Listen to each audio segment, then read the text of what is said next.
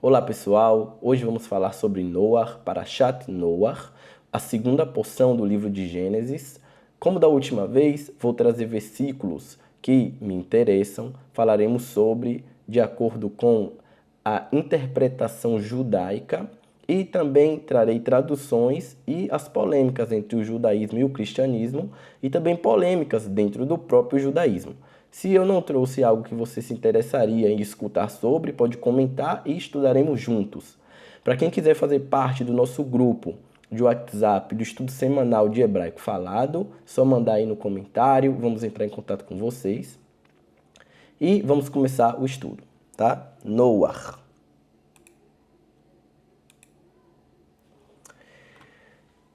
Vamos começar do versículo 6-9, Bereshit 6-9, Tet. Ela toladot Noach, Noach ish tzadik tamim haya bedorotav. Et haElohim italach Noach. Estas são as gerações de Noé. Era um homem justo e perfeito em suas gerações e andava com Deus. Primeiro aqui a gente vê que o nome da porção é Noah, de acordo com a terceira palavra que tem no versículo, né? A gente já falou sobre isso, que as porções recebem o nome que tem aqui que vem as primeiras palavras do primeiro versículo. Bereshit, Ela toladot Noah, Lech Lechá. A primeira polêmica que a gente tem aqui já com a tradução do aramaico, que é Ilen toladot Noach, Noach gavar zakai, shalim, hava bedorohi, bedahlata de Adonai, halach Noach. Já falei para vocês também várias vezes que o aramaico ele não faz diferença entre o nome Elohim e Shema Dinut, que é o nome que não pronunciamos, né? Shema Meforash. Tá vendo aqui tá Elohim e ele traduziu como Shema Havaya, Shema Dinut. Não faz diferença. Para ele é o mesmo Deus, não entra nessas questões teológicas. Percebam também que eu já falei algumas vezes aqui em outros vídeos em questões de tradução. Traduzir do idioma semita para o nosso idioma, para o latim, ou qualquer outro idioma que seja distante de tal forma, é algo muito difícil, porque as palavras são muito diferentes. Muitas vezes temos uma palavra em hebraico que pode ser traduzida por várias palavras em português, e quando eu traduzo em português, eu tenho que decidir qual vai ser a conotação que eu quero dar àquela tradução, tá? Vimos isso também no Ruach Elohim, né? Que é no Espírito de Deus, que a gente traduz, o aramaico ele traduziu como sendo o vento que sai de Deus, sendo o vento de Deus. Deus é o dono de todo mundo, então ele também é o dono do vento. E a tradução do latim traduziu como Espírito de Deus, como se Deus tivesse um espírito, como que humanizando a Deus, que nós temos um espírito, então Deus também tem um espírito, de onde sai, né, a questão da trindade. Porém, percebam que no aramaico, por ser uma língua semita, as palavras se parecem muito. Ilen, Elá, Toladot, Toladot, Noach, que é o nome dele. Ish, Gavar, a gente tem no hebraico, Gever também, a gente usa hoje no hebraico moderno para falar que é um homem, né? Zakai, Tzadik, que Tzadik seria justo. Zakai é uma pessoa que ela foi para um tribunal e ela foi isenta, né? Ela foi isenta do crime que estava sendo acusado. Ela não foi acusada, ela foi isenta do crime. Zakai, um homem justo que não fez nada de errado. E a gente também tem essa mesma raiz, a gente tem no hebraico, Shalim, Tamim, né? A gente também tem no hebraico Shalem. Tamim, Shalem, que realmente quer dizer que ele traduziu como perfeito, né? Que Tamim também quer dizer completo. Have, Hayá, Bedorotav, Bedorohi. Aqui a palavra é a mesma, só o final que seria na geração dele, no caso, que é um pouco diferente, mas mesmo assim vê não coincidência, mas se vê que vem da mesma família, né? Uma pessoa que leu hebraico e leu aramaico não vai sentir tanta diferença em ler o português. Porém, aqui agora, a gente já falei agora sobre a questão de linguística, vou falar agora sobre a questão da interpretação, tá? A interpretação, mesmo dentro do aramaico, às vezes ele foge da questão literal para trazer realmente a interpretação que ele via no texto. Por exemplo, muitas vezes a gente vai ver Elohim Italar, que quando você lê realmente, literalmente seria andava com Deus. Outra coisa interessante também, é bom ler a Bíblia, claro, a gente quer ler o Tanar no original, mas é interessante também ler em português, porque a tradução tem todos os seus problemas de questões teológicas, né? Que foram traduzidas algumas palavras, questões teológicas, porém, realmente a tradução é uma tradução bem literal. É interessante também de ver essa tradução para sabermos também o próprio hebraico, né? O que é que ele queria dizer ali naquela margem literal. É interessante essa tradução, a Ferreira. Então eu pego do site, vou colocar o site ali embaixo para vocês. Tradução boa, dá para ler ela sem nenhum problema, só que tem que tomar cuidado com as interpretações. Sempre lembrar que quando você lê a Bíblia no português, o Tanar no português, é mais para ter um contexto geral e não você destrinchar ali versículo por versículo. Então, a palavra italar, Noah, o aramaico traduz, ao invés de traduzir andava com Deus, ele traduz de halta de Adonai halech Noah, andava com temor a Deus. Como eu já disse algumas vezes também, que o aramaico ele tenta sempre tirar afastar a questão da personificação de Deus, né? O físico, tenta sempre afastar o físico, o quão ele poder. Aí a gente também vê aqui em Bereshit e o Zain Aleph, que é Gênesis 17:1. Ani El Shaddai, Hitalach Lefanai, Verietamim, Tamim, né, que fala com Abraão. Eu sou o Deus Todo-Poderoso, anda em minha presença e ser perfeito. O aramaico traduz Ana El Shaddai, Palar Kadmai, Ve'irvi Shalim. Ele traduz como Palar, quer dizer avodá em hebraico, que é o trabalho que fazíamos no Bet Migdash, no templo. E Palar quer dizer o ato de trazer um korban, como a gente conhece no português, o sacrifício. Então, o sacrifício quer dizer que Avraham Avinu fazia sacrifícios para Hashem, para o nosso Deus. E o aramaico preferiu traduzir dessa forma, ao invés de traduzir anda em minha presença. De novo, né? Por mais que ainda assim seja algo que conota algo físico, mas ele tenta fugir, talvez, de uma proposta teológica que ele não via como correta. Sempre vai ter algo físico, porque a Gemara também já fala, né, de a Torá, Bilashon Bnei Adam, que a Torá ela foi escrita com a nossa língua. Então ela vai trazer provérbios do dia a dia que a gente está acostumado a falar, que a gente sabe que estamos falando como uma parábola, não quer dizer realmente que Deus tem uma mão, que Deus tem um corpo, né?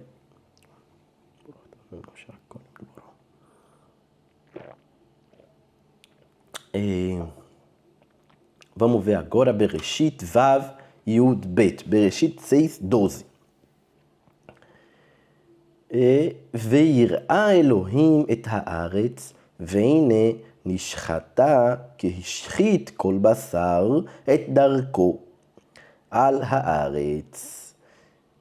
Agora eu vou ler aqui no português. Viu Deus a terra e eis que estava corrompida, porque toda a carne havia corrompido o seu caminho sobre a terra. Interessante, agora a gente vai ver aqui no aramaico mais uma polêmica aqui com o cristianismo, né? Não só com o cristianismo, realmente isso é uma polêmica também dentro do próprio judaísmo, né? Que alguns intérpretes da Bíblia dentro do judaísmo também interpretaram dessa forma. Quando a gente diz aqui, porque toda a carne, né? Kol basar, toda a carne. Onkelos, quando ele traduziu para o aramaico, ele coloca Kol bisra anash. A palavra anash, que vem de anashim, né? Que são pessoas. Porém, no hebraico não tem anashim. E quando a gente diz que toda a carne, você pensa, né? Todas as pessoas, porque os animais não pecam. Então, foram as pessoas, o problema foram as pessoas. Mas ele fez questão de colocar aqui todas as pessoas. Por quê? A gente vai ver aqui na Guemará, que já Guemará aqui Sanedrim, tá? Kuf Het, Kihishrit, do versículo Kihishrit, Kol Basar, vou colocar em vermelho aqui pra gente, Kol Basar, Et Darko al Haaretz. Agora ele vai explicar esse versículo que a gente leu. Eis que estava corrompida, porque toda a carne havia corrompido.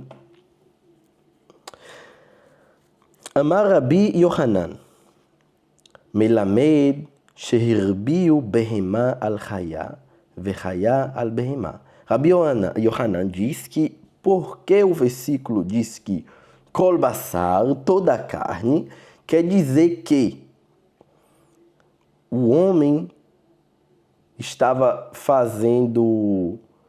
estava juntando os animais, né? Chaya em Behemá, no caso, Behemá são os animais que temos domésticos, e a Chaya é um animal silvestre. Por exemplo, se a gente pegar uma vaca e transar ela e cruzar ela com um búfalo, né? Chaya al Behemá. Então, esse era um dos problemas que tinha na época do dilúvio, de acordo com essa interpretação do Kol Basar, que é toda a carne. Então, toda a carne era a vaca estava tendo relações com um animal doméstico, tendo relações com um animal silvestre, né? A vaca tendo relações com o boi, o que foi que eu falei? Esqueci agora a palavra, peraí que eu vou lembrar. Búfalo, com o búfalo. A vaca tem relações sexuais com o búfalo. Hakol vehakol ala Adam. E também tinham relações sexuais com o homem. Por isso que é kol basar. Al hakol. Amar Rabi Abba bar Kahana vechulam chazru chutz mitushli. Isso aqui, ele diz que depois do dilúvio, aí todo mundo volta eles fazem techuvá, né? Se arrepende dos seus pecados. Fora um pássaro que chamava Mitushalmi. Agora, o Midrash, que chama Midrash Agadá, ele é bem mais radical, né? Bem mais radical. Ele fala realmente explícito que Rishit Kol Basar, né? Que toda a carne havia corrompido, quer dizer, Sheyu Baim al Kol Chaya Umotzim Shirvat Zera Lemata, Sheneemar Rishchat Haaretz. Ele diz que o homem tinha relações sexuais com animais e o que acontecia com isso era que eles não tem como procriar, né? Então não cumpriam também a questão do procriar e era era como se estivesse usando algo santo, né? Que é a semente da vida que tem um homem, né? E pegava algo santo e jogava no chão. Ishrit alaretz. Vamos ver o próximo versículo que vamos falar sobre Bereshit Vav Yud Gimel. É Bereshit 6, 13. ויאמר אלוהים לנוח, קץ כל בשר. בא לפניי כי מלאה הארץ חמס, מפניהם והנני משחיתם עד הארץ. De novo aqui a gente vê o que a gente tinha falado sobre da Kol Basar, que vimos no último versículo, né? Kol Basar. Deixa eu ler aqui o português, desculpa. Então disse Deus a Noé, o fim de toda a carne é chegado perante mim, porque a terra está cheia da violência dos homens, eis que os destruirei juntamente com a terra. Aqui foi mais claro, né? Porque realmente ele usou aqui a palavra no português homens, né? E a gente não tem aqui no hebraico. A gente não tem a palavra homens aqui no hebraico. E o aramaico, nesse caso, ele traduziu Ketz Kol Basar, né? O fim de toda a carne. Ele traduziu também como a gente tem no português, toda a carne, sem acrescentar anash, que são pessoas, como a gente tinha visto lá em cima, no Bereshit 6, 12. Porque quando vem o dilúvio, todos morrem, né? Todos os animais terrestres morrem junto com o homem. Então, aqui ele não fez nenhuma diferença, tá? Vamos ao próximo versículo. Bereshit Yud Aleph Aleph, Bereshit 11:1. Ora, no hebraico, Vei Chol Haaretz Safa Achad Udivarim Achadim. Aqui a gente já chegou aqui na Torre de Babel, né? Ora, toda a terra tinha uma só língua e um só idioma. Olha que interessante. O Targum, né, a tradução de Onkelos, ele traduz aqui como Kol Ar'a Lishan Had Umamlal Had. Toda a terra tinha uma só língua, né, um só idioma, e Memalal Had.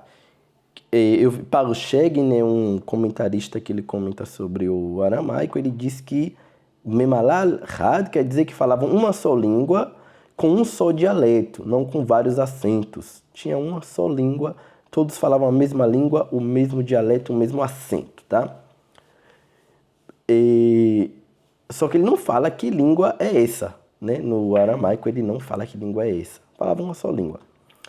Porém, a gente tem aqui Targum Yonatan, né? Yerushalmi, na verdade, Targum Yerushalmi é a tradução que a gente chama de tradução Yerushalmi, que também é uma tradução em aramaico, diferente da do Onkelos, que a gente costuma chamar de Targum Yonatan, né? Yonatan ben Uziel. Porém, a própria Guimarães já disse que Yonatan ben Uziel não traduziu o Humash, traduziu só os profetas, tá? Então, dentro de alguma tradição judaica, né, os Yamanitas chamam de tradução Yerushalmi, não chamam de tradução Yonatan, porque a própria Guimarães fala que ele não traduziu o Humash. Então, eu vou chamar de tradução Yerushalmi sempre que eu falar dela, tá? Se nas próximas vezes aparecer. Targum, quando eu falo Targum, é Onkelos o converso, e Targum Yerushalmi, a gente sabe que é esse segundo aqui. Ele é bem mais lúdico, traz parábolas e acrescenta muito mais no versículo. Você vê aqui que ele traz o mesmo versículo que Onkelos trouxe, porém ele acrescenta aqui isso aqui tudo. E o que é que ele acrescenta? Ele acrescenta Belishnan Kudsha Havu Memalin Deit Bar-Ebe Alma Min Shuria, que falavam na língua santa. Qual é essa língua santa? O hebraico, né? A língua santa é o hebraico. Falavam na língua santa, que é a língua que Deus criou o mundo, que foi criada ao mundo. Rashi também, a gente já viu Rashi, né? Comentarista clássico do judaísmo. Safa Ahad Lashon HaKodesh, que é hebraico também. Eu trouxe aqui pra gente o Rambam. Por quê? Porque após esse Rambam, temos que pensar novamente como o Rambam, pelo menos, ele nos explicaria a questão da Torre de Babel. Porque olha o que diz o Rambam no Moreh Nevuchim, Bet Lamed, que eu trouxe essa mesma parte, eu já trouxe também no Bereshit, que é 2:30. Olha que interessante. O Mimashe Alech Aladat, estou aqui, tá? O Mimashe Alech Aladat, Velassim Lev Alav, é uma coisa que você tem que saber e prestar atenção. O Mashe Neymar é o que disse, né, do versículo Veikra Adam Shemot Lechol Be'ema Uleof Hashamayim Ulechol Hayat Asadeh, que Adão deu nome para todos os animais, né, para os pássaros e os animais do campo. Lelamdenu Shehasafot Heskemiot Velot Tiviot Kemo Shehashvu. O Rambam vem dizer que o fato de que Adão deu nome aos animais quer dizer que a Safot Skemiot quer dizer o quê? É algo que nós seres humanos concordamos. Por exemplo, eu vou pegar esse copo, eu vou falar, a partir de agora a gente vai chamar isso aqui de kos, e todo mundo concorda que é kos, daqui a partir de agora é kos. Não foi algo que é kos em hebraico, não foi algo que foi dado divino, não é algo divino. Deus não deu para Adão o hebraico, aqui, tá aqui o hebraico, não. Adão Arishon que criou essa língua. Se a gente for pensar assim, né, que a gente também já viu que toda aquela questão do Adam Arishon pro Rambam é algo metafórico. Mas a língua é criada pelo homem, tá? Então, por que a gente chama o hebraico de língua santa? Se a língua é criada pelo homem, e a gente chama o hebraico de língua santa, porque, como a gente viu aqui em cima na tradução, né? Itbaré be alma. Por que Lashon HaKodesh? Porque a língua santa, porque o mundo foi criado com ela. Então, é a língua que Deus falou, é a língua santa. E o Rambam agora vem dizer pra gente que Adam Arishon, que inventou o hebraico, Lihorá, né? Que Adam Arishon foi quem inventou o hebraico, porque ele foi quem escolheu dar nome para os animais. Então, a língua é algo que é uma concordância entre nós, seres humanos. E aí, depois ele traz no Moreh Nevuchim, falando agora sobre a questão de por que chamamos o hebraico de língua santa. O Lemi, aqui, eu vou ler aqui, tá? Veli gamken ta'ana vesiba bekriyat lashonenu ze, lashon hakodesh.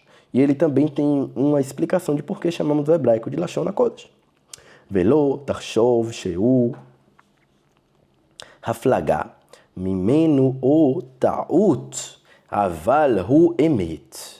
E é algo verdadeiro chamar essa língua de Lashon HaKodesh. Mipnei ze, sheze, halashon HaKodesh lo hunach bo shem kila lechlei hamishgal lo min anashim velo min nashim velo laguf hamaase amavi leholada velo lesheten velo letzoa.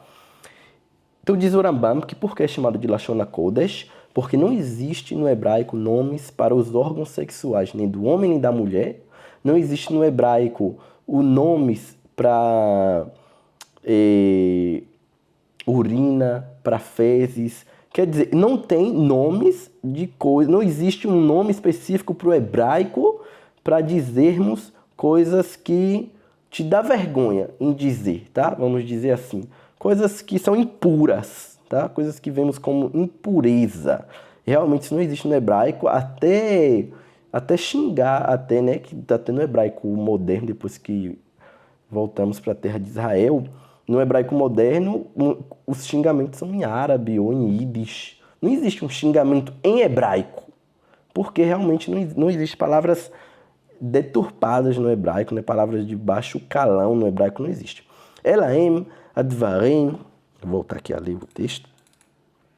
Elahem advarim kulam lo unach lahem shem rishon kilal belashon haivri ela yedubar bahem beshemot mushalim veremizot. E ele explica aqui a forma que temos para dizer essas coisas, como o ato sexual, né? O órgão sexual também, e coisas que de baixo calão, vamos dizer assim, usamos como parábolas, como a gente pode dizer o ato de fazer crianças, vir sobre a mulher. Não vou trazer o nome como a gente tem na nossa língua, por exemplo, no português.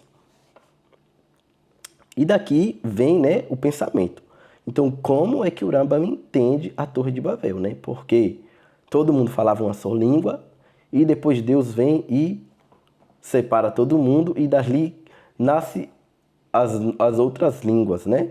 Então, também é de se pensar o que é que o Rambam pensaria dessa... Qual seria a interpretação dele na Torre de Babel. Vou ver aqui o próximo versículo, tá? Eu voltei aqui agora. Esse versículo é um versículo que já passou ali na Parashá do Noah, e eu resolvi trazer ele por último, porque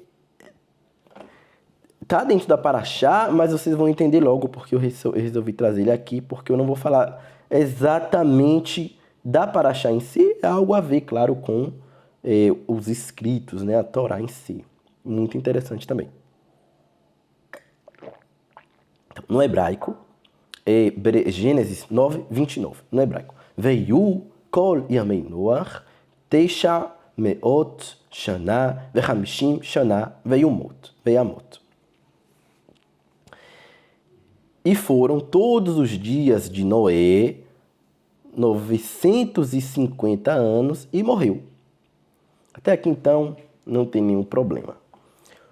O que é que acontece? Vocês viram aqui que eu coloquei esse nome, tudo isso aqui em azul, e só essa letra Vav, eu coloquei ela em vermelho. Por quê?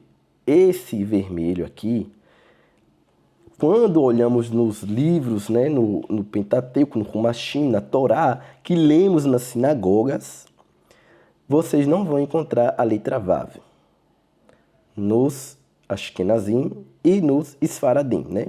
São os judeus mais conhecidos. Porém, existe uma terceira linha judaica que talvez fora de Israel menos conhecido, porém Israel é mais uma, né, das três conhecidas, que é o Temani. São os judeus que vieram do Yaman. Então a gente tem Temani, Sfaradi e Ashkenazi. Dentro desses há outros, porém, infelizmente, os conhecidos são esses três e as pessoas também se reconhecem assim. Eu sou Ashkenazi, eu sou Sfaradi, eu sou Temani. Ninguém... Não, os outros já se perderam, pode-se dizer que já está perdido. E eles não escrevem essa letrinha vermelha no livro deles, porém o Temani se escreve. E quando você vai ver numa sinagoga, você não vai encontrar essa letrinha. E o que é que acontece? Para quem já sabe um pouco mais sobre o judaísmo e sabe, né, o quão um livro da Torá que não tem uma letra é um livro que a gente não pode ler ele na sinagoga. Você não pode ler ele na sinagoga em público. O livro tem que ter todas as letras. E por conta dessa diferença, há 9 diferenças entre o livro dos Yamanitas, dos judeus que vieram do Temã, e entre o Ashkenazi e o Sfaradi. E por conta dessas diferenças, houve muita confusão, tá? Eu vou ler aqui Kaf HaChaim. Rabi Yaakov Sofer, né? Muito conhecido. Vou botar aí embaixo aí também nos comentários Kaf HaChaim, vou ver se tem algo, né? Pelo menos uma tradução sobre ele, quem foi, mas quem está dentro do judaísmo sabe, principalmente os judeus Sfaradim. Kaf HaChaim. Então ele escreve aqui sobre essa diferença entre os livros. E olha o que ele escreve. Vechen minhag pashut po ir hakodesh Yerushalayim. Tivnei ma'era beyamenu. Eu acho que isso aqui é Tivnei ma'era beyamenu. Ele diz aqui, e esse é o costume que temos na nossa cidade santa, Jerusalém. Sheashkenazim, os judeus que vieram da Europa, Olim besefer Torah, Sfaradim, podem ler em um livro escrito por judeus Sfaradim, tá? Com todas as diferenças, que entre eles também tem algumas diferenças. Vechen Sfaradim, Olim besefer Torah, Ashkenazim. E o Sfaradi pode ler também esse judeu que se chama judeu Sfaradi, pode ler também no livro do Ashkenazi. Vechen katav no basefer Haniskar Siman Ot Gimel, e ele escreveu sobre isso também num livro aí, que ele está dizendo que eu não sei o nome do livro, mas ele falou que citou ele em outro livro, e agora ele vai falar a bomba. מיהו ספר הכתוב לפי מנהג התימני, אין לקרוא בו לא האשכנזים ולא הספרדים. Ele diz que no livro dos Temanim, né, o livro dos judeus que vieram do Yaman, que não pode ler nesse livro. Como se fosse um livro que ele foi escrito de uma forma errônea, deturpado. Como se eu pegasse a Torá e eu apagasse letras da Torá. O livro foi deturpado, então não se pode ler nele. Itaken, até que eles consertem e coloquem a letra no lugar que tem que colocar. No caso dessa palavra que a gente citou aqui em cima, Veihiu, tirasse essa letra vermelhinha, né? Porque eles falam Veihi, Velo, Veihiu. Itaken. Mishum, Mishehu, Sheyesh, Bo, Shinuim, Benyan, Parashiot, Rashirot, Veaotiot. E aí ele fala aqui porque esse livro tem diferenças nas Parashiot, que são dentro da Torá, ela é escrita tipo, os parágrafos. Tem um parágrafo que a gente chama parágrafo fechado e parágrafo aberto. A Shirot, que são as músicas, né, que a gente chama Shirot, que tem na Torá, que são escritas de formas diferentes também dos outros